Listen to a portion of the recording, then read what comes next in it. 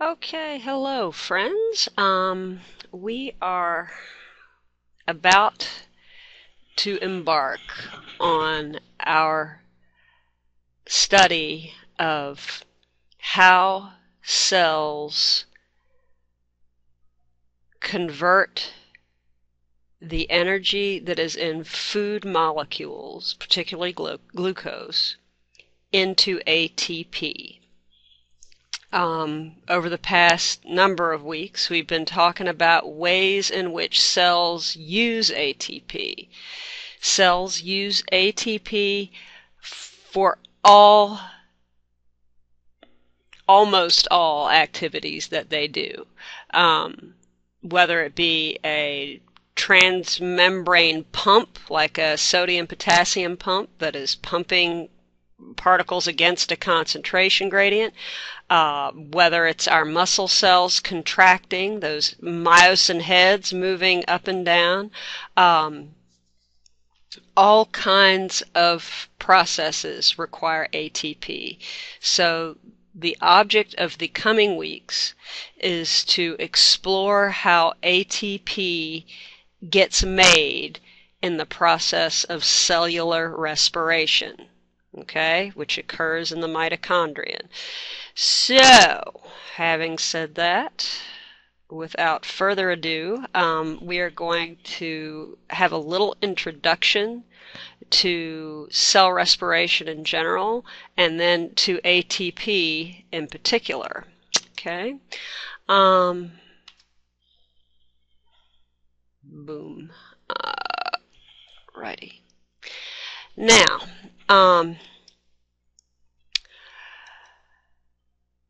the point for the mitochondrion and for everything that we are about to talk about, you have to keep in mind, is to make ATP. ATP is the energy the cell uses for everything. Now, that's not including things like diffusion, which happens simply because particles are moving with their concentration gradient. But anything that requires energy is requiring ATP, and that's a lot of things, okay? So, when organisms get energy molecules, they store them, they have them in their bodies in the terms, in the forms of those organic compounds that we learned about earlier in the year. Carbohydrates, fats, proteins, all of these things can be sources of energy for us. It's stored energy, okay? Think of a sandwich. A sandwich is there, ready for you to munch on it. It is a big pile of stored energy for your use. Okay, but your body has to convert it from this form of sandwich to a form that your cells can actually use, and that form is ATP. Okay, now we do need to keep something in mind here, and this is pretty important. Let me rev up my little pen just in case.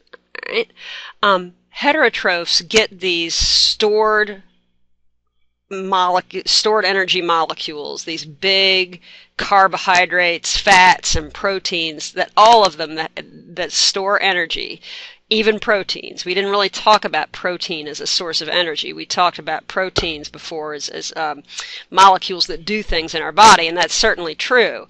But they can also be broken down, and we can get energy out of them. Heterotrophs get their carbs and fats and proteins by eating them. Okay? Autotrophs, generally speaking, make their own stored energy molecules because autotrophs can do, of course, photosynthesis. So they can make their own carbohydrates. They make their own. They don't have to eat. But that said, please remember that whether or not you have to go out and grab a sandwich like a heterotroph, or you can stand there with your leaves pointed at the sun and just use sunlight to make your own sugar inside your own body, either way, you need energy in the form of these big organic molecules. You've got to get the big organic molecule made in your cells somehow. And then you need to break it down into something you can use. You need to transform it into ATP. So I don't care if you are a plant or if you are an animal, okay? You must take organic compounds, and I'll put it to the fundamental level, glucose, and you must convert it to ATP that your cells can readily use. Plants and animals both must do that, okay? It is not just an animal thing. Sometimes we get caught in that trap where we think it's just animals, but plants do it too.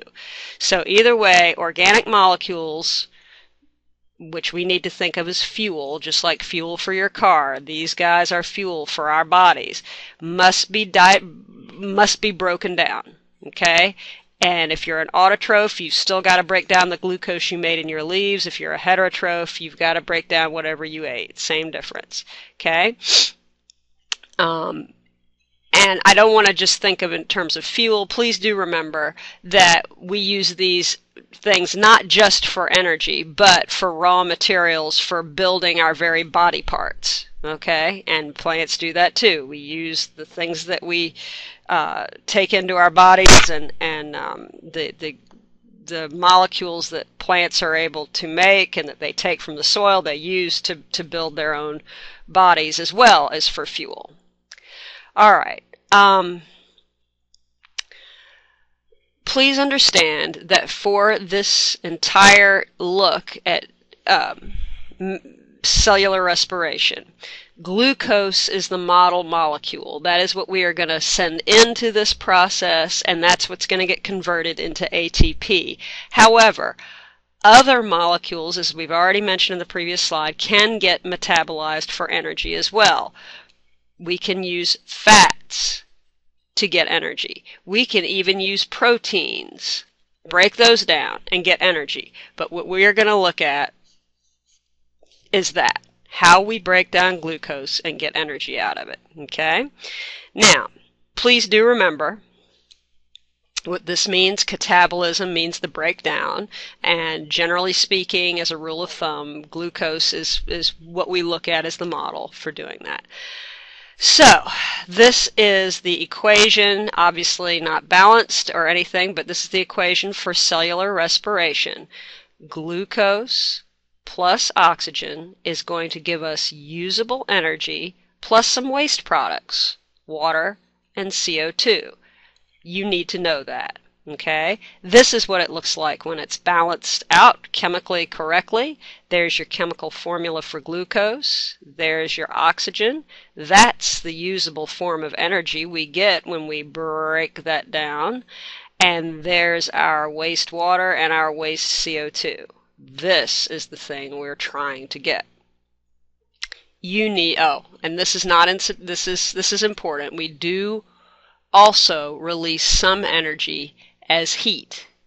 And for living things, that's pretty much a waste, because heat is not a very usable source of energy for us to fuel our own bodies with, okay? May make us feel warm and toasty, but we can't fuel our body activities on heat. Now, there are two main ways that we can get a release of energy from a biological organic molecule like glucose, okay? Two main ways we can do that from these big old molecules. Now, one way is not very useful for us living things, and that is to set the organic molecule on fire, okay? Now, you can do that. You can burn a pile of glucose if you want, or this organic fuel right here, but it, generally speaking, is not a very good way for living things to get energy, okay? Please note that combustion requires oxygen to be fed into it. We supply some catalysis to it in the form of that lit match. So basically we're going to catalyze this, we're going to turn this into a burning pile by catalyzing it with the lit match and then continuing to fuel oxygen into it. And we would get CO2 given off, we'd get water given off, and we'd get waste heat given off. Okay? There's another way to do this that is much more useful to living things, and that is the respiration process. But these two processes are surprisingly similar. Okay? In this case, however, we are going to burn this chemical fuel glucose stepwise. We are still going to have to supply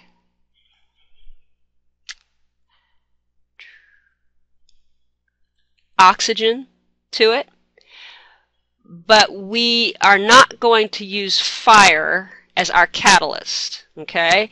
Instead, we are going to use enzymes, so we don't have to burn our cells in order to make the chemical reactions go. We have enzymes that can take the place of the lit match to get things going. So enzymes, oxygen, there's your fuel, are going to get us a release of energy that is usable to cells, and it's called ATP. It's not a perfect transition because we will get a little bit of waste heat released as well, which doesn't really help us very much, but it's a whole lot better than this whole scenario over here. So, this, please remember, the energy is all released as heat over here, and the catalyst is heat. Over on this side, the energy released mostly is ATP, and well, there it is ATP, and the catalyst this time are enzymes. You do need to remember what enzymes do. All right. From earlier in the year when we talked about proteins and enzymes, they catalyze chemical reactions, they speed them up. It's going to be very important. All right. How do we get energy from these organic molecule fuels? The main thing you need to remember is we have got to break a big molecule down into smaller ones. Basically, we are breaking bonds and we are moving electrons from one molecule that possesses them to another. Okay? Why are we moving electrons? You need to just accept that electrons have the energy. If you want energy, then what you really want are electrons. And so if we take electrons from one atom, give them to our molecule, and give them to another molecule, we are giving energy to those molecules. Okay, so as electrons move, they take energy with them. You've just got to remember that. If I'm moving an electron, I'm moving some energy. Okay, now that energy that we move in the form of an electron can be stored in another chemical bond. It can be flat out released as heat, which is kind of a waste, or we can use that energy to make ATP, and that's what we're going to focus on doing. Okay, so if we have this molecule here and move an electron from it over to here, we are moving some energy. Okay, so if that loses an electron and that one gains an electron, okay, this one has lost energy as a result, and of course this one has gained energy, okay, as a result. These kinds of reactions where you take an electron from one molecule and give it to another are called oxidation-reduction reactions. Oxidation-reduction reactions. You need to remember this term, okay? We're passing electrons and the energy they possess from one molecule to another. If you get oxidized, if you are a molecule and you get oxidized, you are losing an electron, okay? If you get reduced, you have gained an electron. So I know it's counterintuitive, but if you are reduced, you have gained. Okay, an electron. Why do we call it reduced then? Because what charge do electrons have? They have a negative charge, so if you are reduced, you got a negative and your charge went down. Okay? Alright, charge is lower. So, lose electron, gain electron. Okay? This now is referred to as being oxidized. If it lost an electron, it got oxidized, and of course this one over here gained it, so it got reduced. Okay? It's an oxidation reduction. If one molecule gets oxidized, the other gets reduced. Now, in biology, electrons never travel alone, or seldom travel alone. Electrons, generally speaking, move along with a proton. And that means we're watching basically hydrogen atoms move around in biology. So an electron moves with its proton. And one proton and one electron basically equals a hydrogen. So in biology, we can pretty much watch hydrogens move from one compound to another. If we see hydrogens moving, we know that electron is moving and energy is moving. So if you follow the hydrogens, you're following the energy. Okay?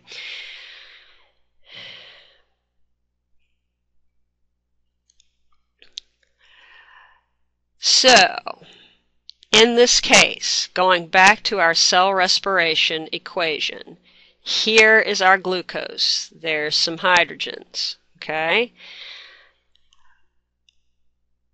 The hydrogens, when we get over here, notice they're not there anymore. We've got some C's and we got some O's, but the hydrogens were taken out. That means glucose got oxidized. Its electrons with its hydrogens have been moved somewhere. Where did they get moved? These got dumped onto this oxygen, and that's what creates the water over here. Okay? So oxygen, in this case, the oxygen got reduced. These hydrogens went and popped onto here with their electrons, and so it got reduced and water was made. Okay? Thankfully for us, some ATP is also made as a result of this, and it's going to take us some time to put all together to figure out why. Okay?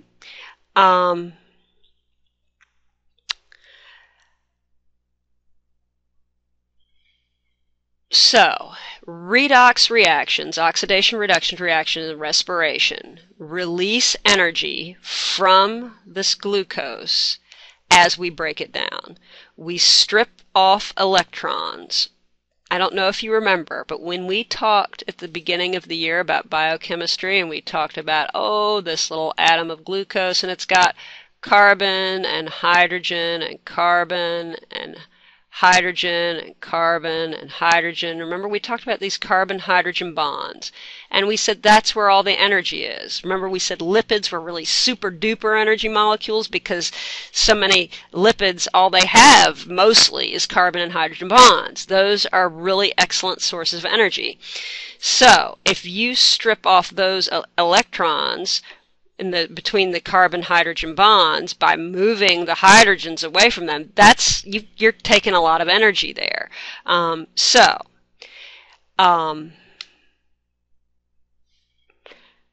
Here, what we're doing, as we already said, we're going to take these out and the fuel will become oxidized. These electrons that are here in form of hydrogen atoms are attracted to more electronegative atoms. So that's how we encourage them to move. More electronegative atoms are put in the vicinity and put in a position to be able to use their love of electrons to pull these away from the molecule they're sitting in, the glucose. So in biology, what is the most electronegative thing we know of? Interestingly, it's sitting right there. Oxygen. Okay? Oxygen is extremely electronegative, so we are going to be using oxygen to strip electrons from these organic compounds that are just full of them in the form of those carbon-hydrogen bonds, those hydrogens in those carbon-hydrogen bonds. So, what nature has discovered, if you will, is that we can couple these redox reactions, these moving electrons from here to over to here, to a release of energy that can be used in other reactions to create ATP. So the energy that we release when we move this over to here, we're not just going to waste it. It's going to be used to make that. Okay? So, fundamentally about oxidation and reduction.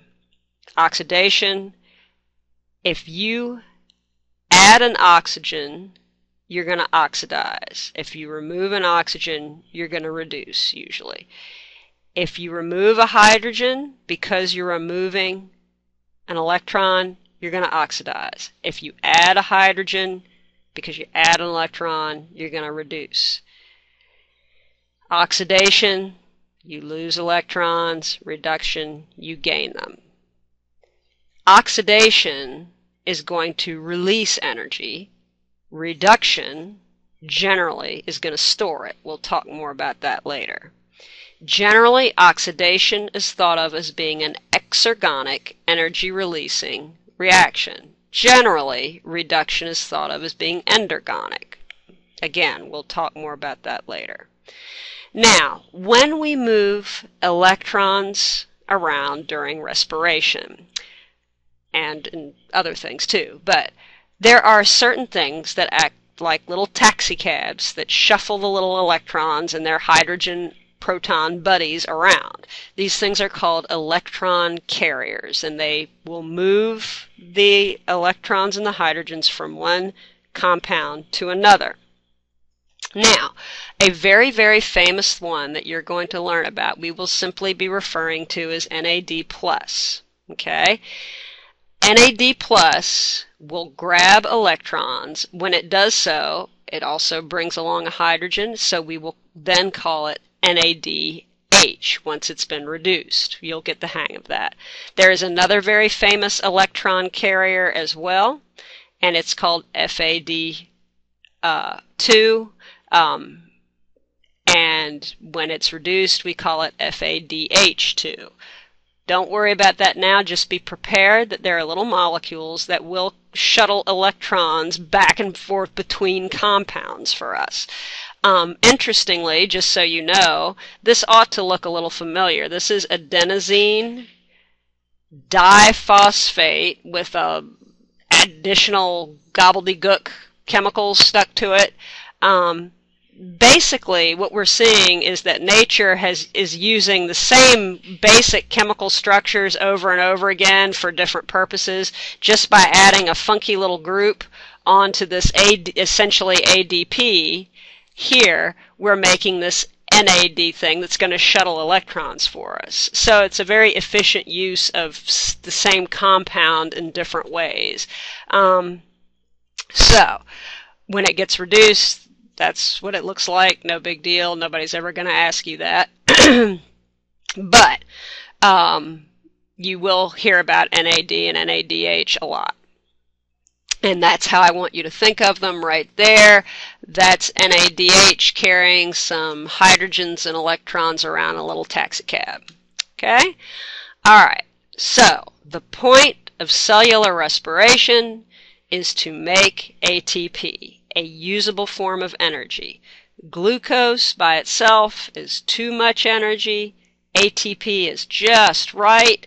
And we want to convert that glucose to ATP. And we're going to do it by doing oxidation reduction reactions. Taking electrons from one thing, giving them to another. That's all I have for right now. And then we're going to take a little intro to ATP, and then we're going to jump into cell respiration. I know you're so excited. See ya next time.